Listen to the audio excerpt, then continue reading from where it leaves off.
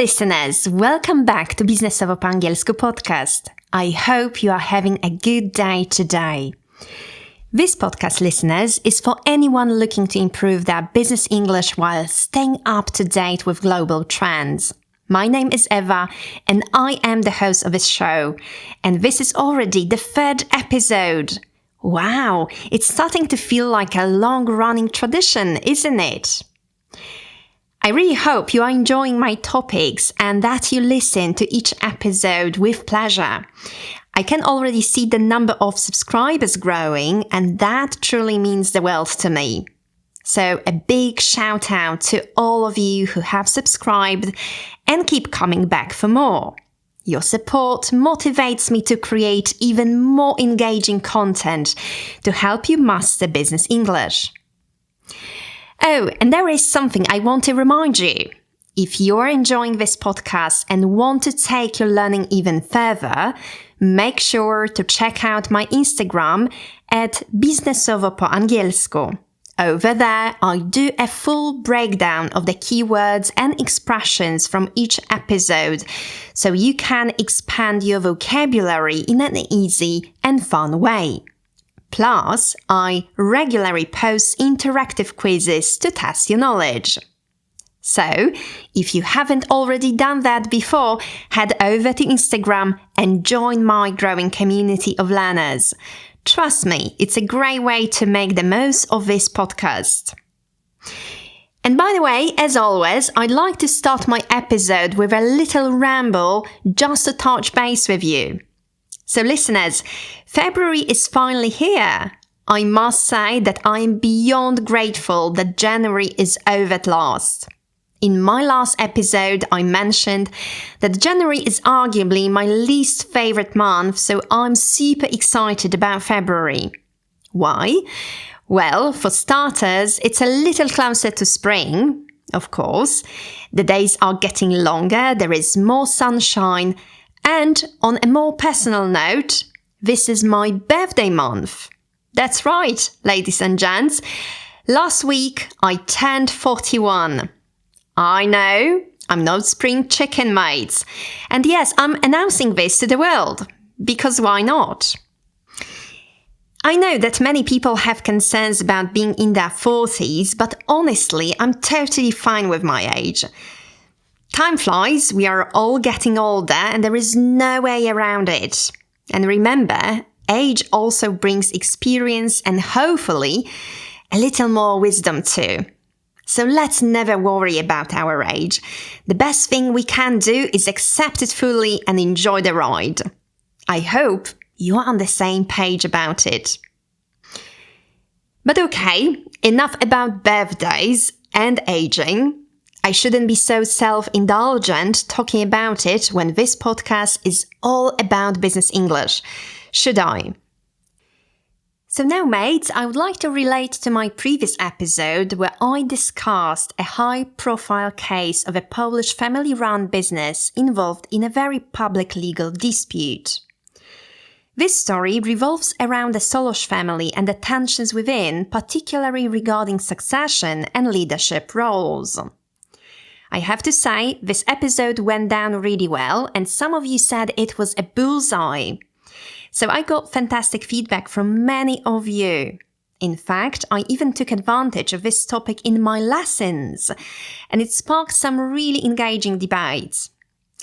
I've just remembered one of very nice insight that came from my student Iga, who made a very nice remark.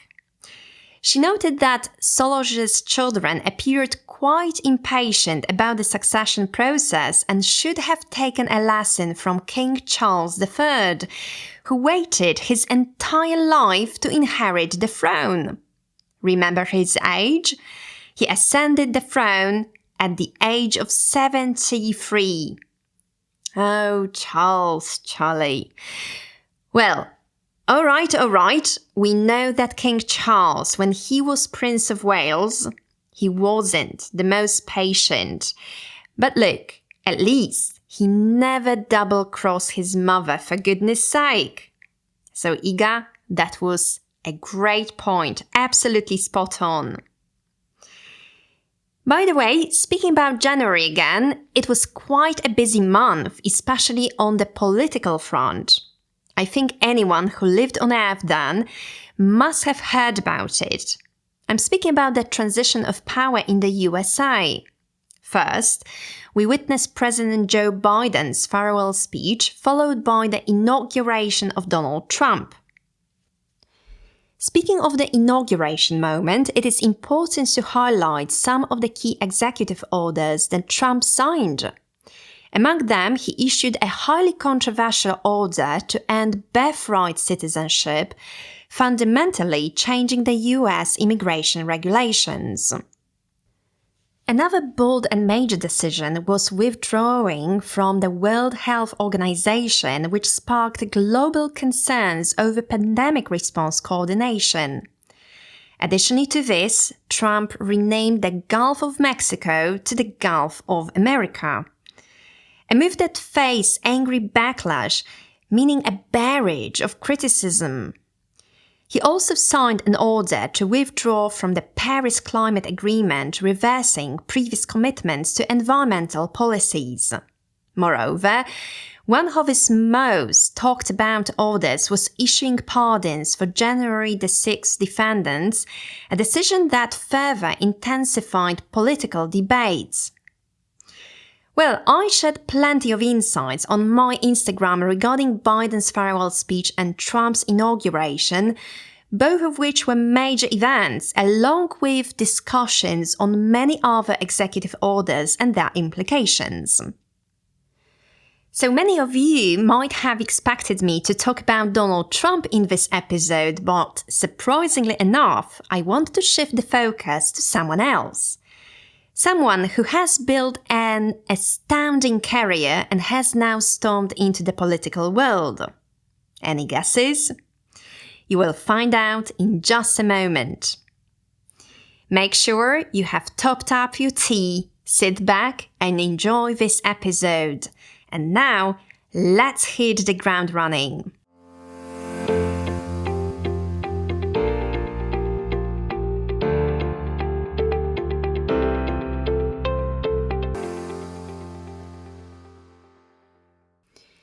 In today's episode, listeners, we are going to explore the fascinating multi-dimensional world of Elon Musk, one of the most influential business figures of our time. From his early ventures with PayPal to building the groundbreaking companies Tesla and SpaceX, Musk has shaped multiple industries, changed the course of space exploration, and redefined what we think is possible in the realm of innovation. And now we can also watch him on the political scene, where under the second Donald Trump presidential administration of the United States, he is serving as administrator of the Department of Government Efficiency. So as you can understand, his influence continues to expand. Basically, we must say that Elon has become practically synonymous with innovation and disruption in the tech world, but also, and there is no denying, massive controversy. But before I go any further, let me ask you a few questions to think about as we go along. 1.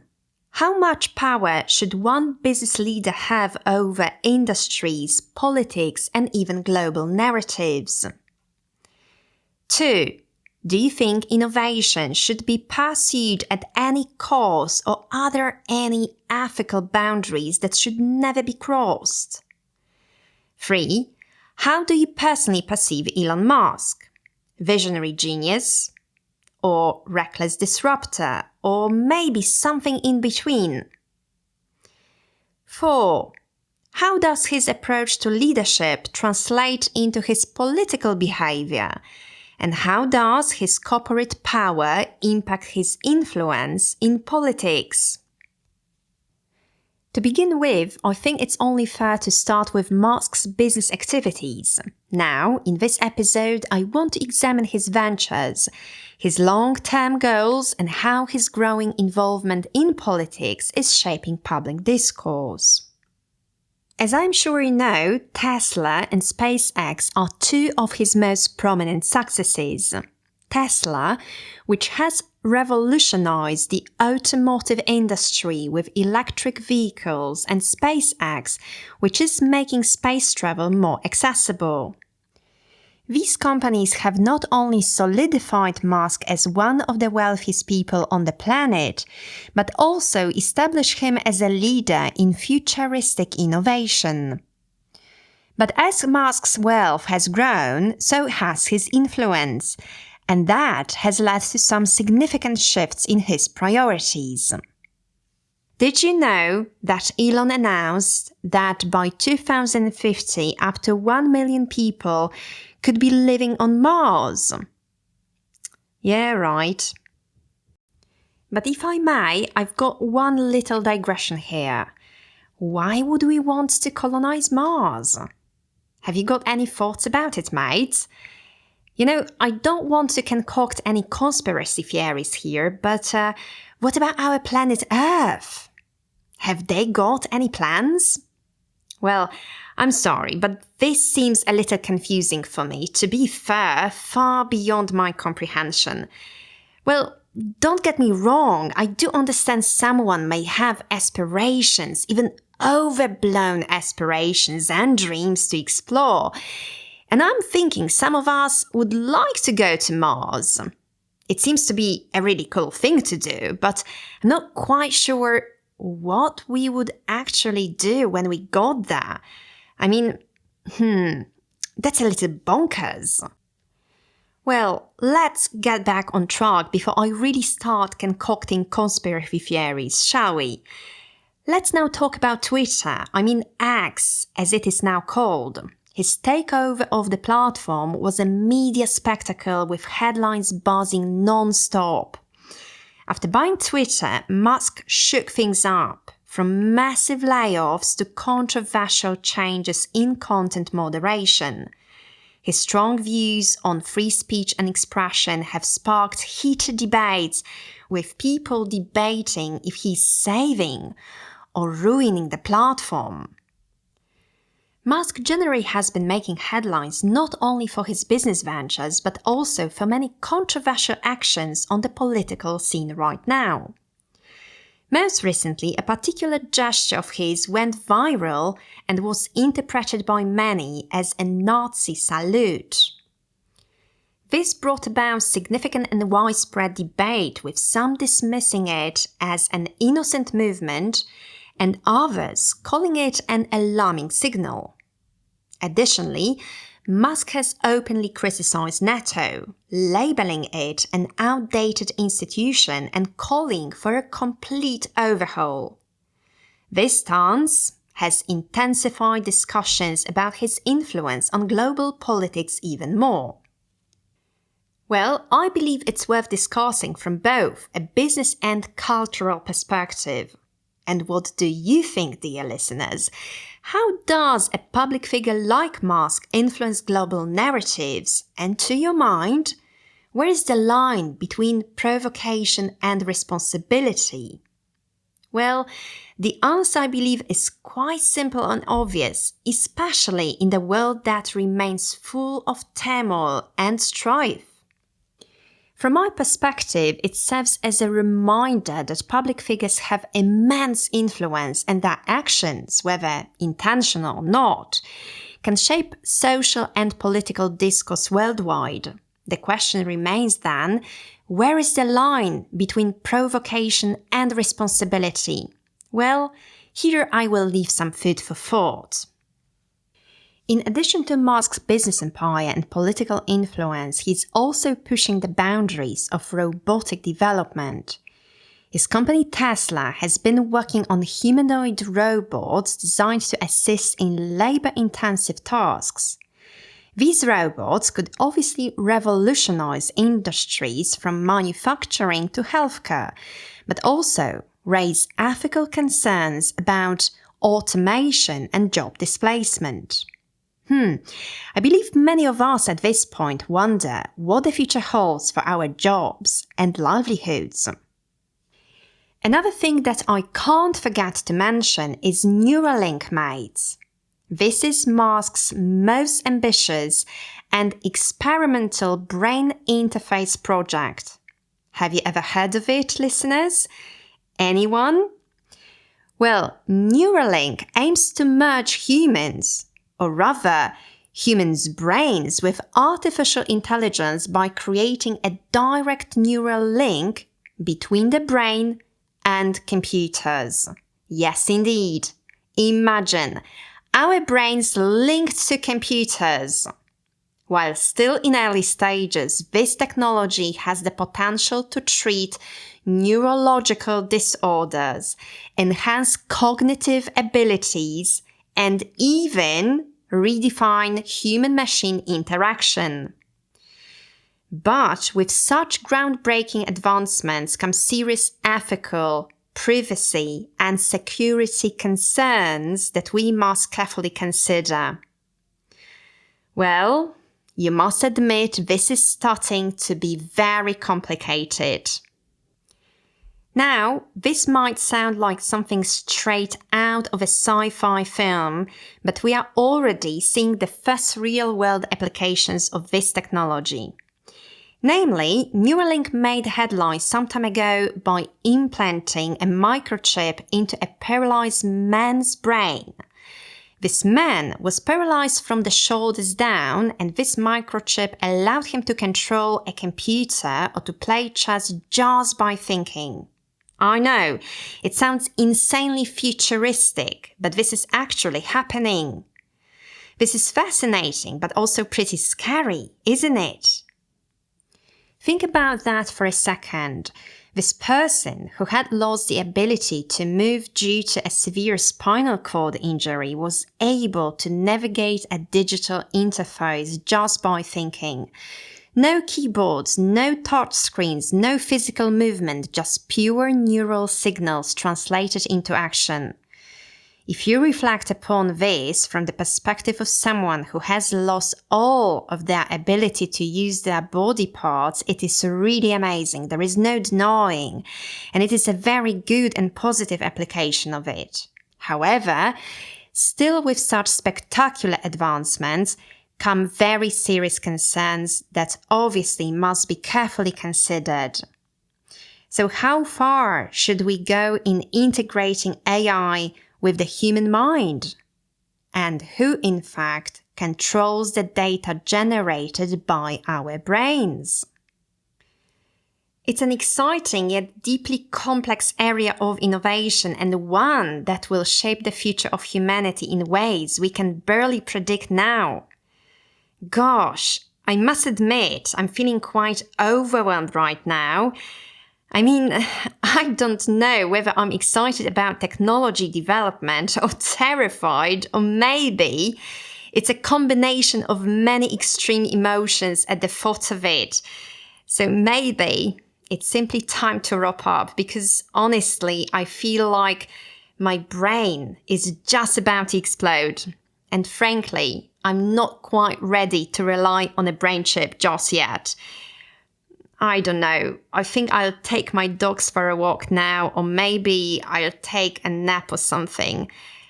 I hope you are okay out there, listeners. Are you still there? Are you still holding your ground? I hope you are. But before I run off and take my little dogs for a walk, as always, I'll be sharing relevant business English phrases and expressions based on this discussion, and that I hope will enhance your vocabulary. But also it will give you a better understanding of my talk and the things that are happening in today's world of business and politics. So please stick with me for just a little longer. In a moment, I will break down the vocabulary that came up in my episode. Ready to commence? Let's do it then!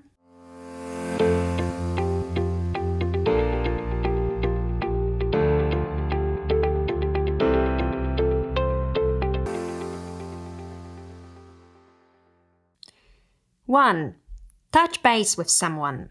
This is a great phrase to use when you briefly check in with someone. You are not planning a long, deep conversation, just a quick update or a casual follow-up. This phrase is especially common in business settings when people want to touch base about a project, a task, or just to make sure everything is running smoothly in life. Example, let's touch base next week to go over the details before the meeting. In short, polite and effective, perfect for professional emails, meetings, or casual chats. 2. Be on the same page. This phrase is all about understanding things in the same way. When two or more people are on the same page, they agree on something and share the same perspective. It's super useful when working in teams, making decisions, or planning something together. Example, we had a long discussion, but now we are finally on the same page about the marketing strategy.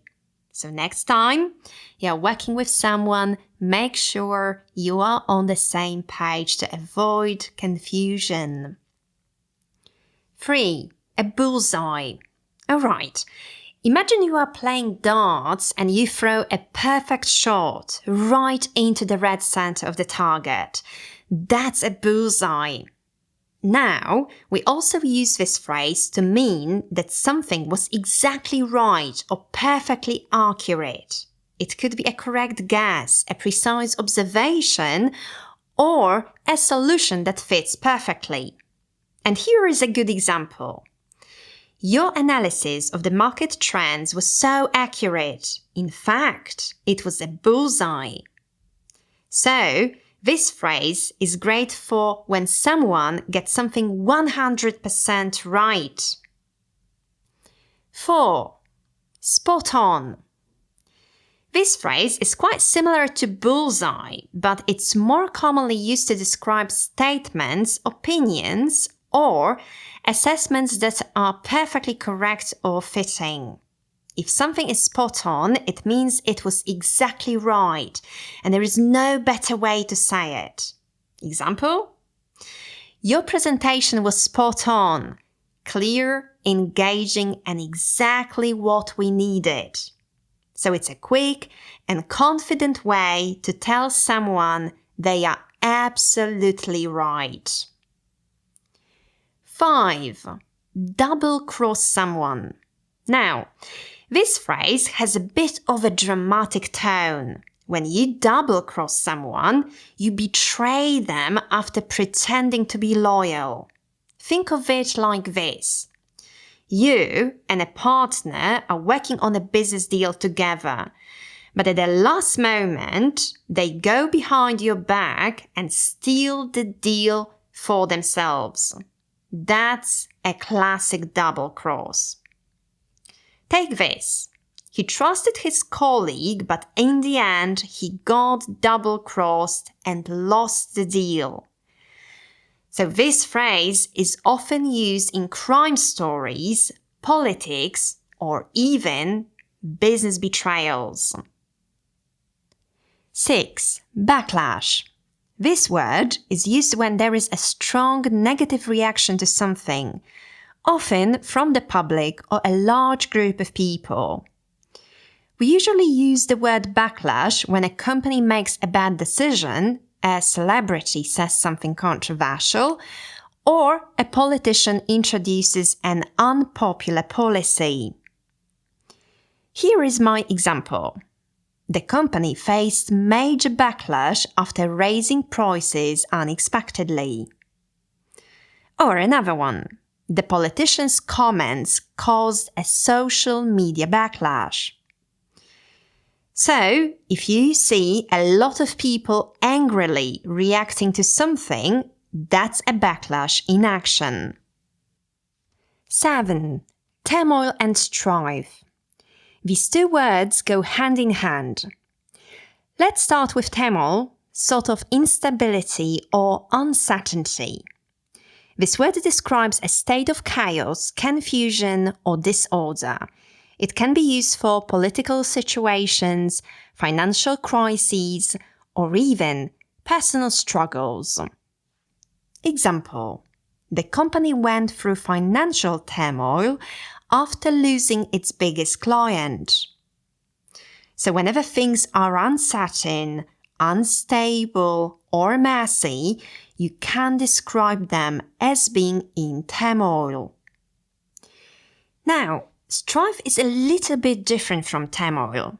It means serious conflict or struggle, often between two people or groups of people who disagree. You will often see it in discussions about politics, war, or workplace disagreements. Let's look at this example. The country was torn apart by strife as deep political divisions and economic instability fueled widespread protests and violent clashes between opposing groups. So, dear listeners, whenever there is long-term tension or hostility, strife will be the perfect word to use. 8. Give someone food for thought. We use this phrase when we want someone to think deeply about something. Imagine you've just finished a discussion or your presentation, and instead of giving a definite answer, you say something thought-provoking that makes people reflect. That's food for thought. Let's look at this. His speech really left us with some food for thought about the future of AI. So as you understand, it's a great way to end a conversation with a deep or reflective idea. 9. Push the boundaries. This phrase is all about challenging limits and going beyond what's expected. It's often used to describe innovation, creativity, or ambitious people who break new ground. Examples. Tesla keeps pushing the boundaries of what's possible in the auto industry. And another one, this new technology is really pushing the boundaries of medicine. So, if something challenges the norm and sets a new standard, it's actually pushing the boundaries. 10. Groundbreaking. And finally, when something is groundbreaking, it means it's revolutionary, innovative, and completely new. This word is used for scientific discoveries, technological advancements, or creative works that change the game. Example. This is a groundbreaking study in cancer research as it introduces a completely new approach to targeting cancer cells while minimizing damage to healthy tissue. So in short again, it's a word that signals big change and innovation. Okay, good. Hope this breakdown helps you gain a better understanding of my talk today. In this episode, listeners, we explored Elon Musk's astounding career, his innovations, bold business moves, and now his growing presence in the political sphere. Whether his involvement in politics will be a force for positive change or a source of disruption, only time will tell. But one thing is already clear. His influence is reshaping industries, conversations, and even global narratives. Interestingly enough, the Financial Times recently flagged up Musk's hostile takeover of the US government, raising concerns over his increasing grip on political decision-making. His aggressive efficiency drive, which has transformed industries, is now being applied to governance. And not everyone sees this as a good thing. Critics are warning of a constitutional crisis, questioning whether a single businessman should hold such power over national policy and democratic institutions. And what about you, listeners? What are your thoughts? From your perspective, should business leaders play such a big role in shaping politics, or is there a limit to their influence? Well, I'm pretty sure you've got some spot-on insights. Alright, good. I really hope you liked this episode and that it gave you something to reflect on. I'd love to hear your thoughts, stories, or insights, so feel free to share them with me. And of course, if you enjoyed this episode, don't forget to like, subscribe, and share so you don't miss future episodes. And if you want to take your learning even further, be sure to check out my Instagram at biznesowo po angielsku, where I break down all the key vocabulary from each episode, offer detailed explanations, and provide quizzes to help you absorb and apply what you've learned. Okay, everybody, thank you so much for listening to this all the way through to the end, and looking forward to speaking to you again on the podcast soon. So please take good care of yourselves, remain healthy and positive. But for now, it's time to say goodbye.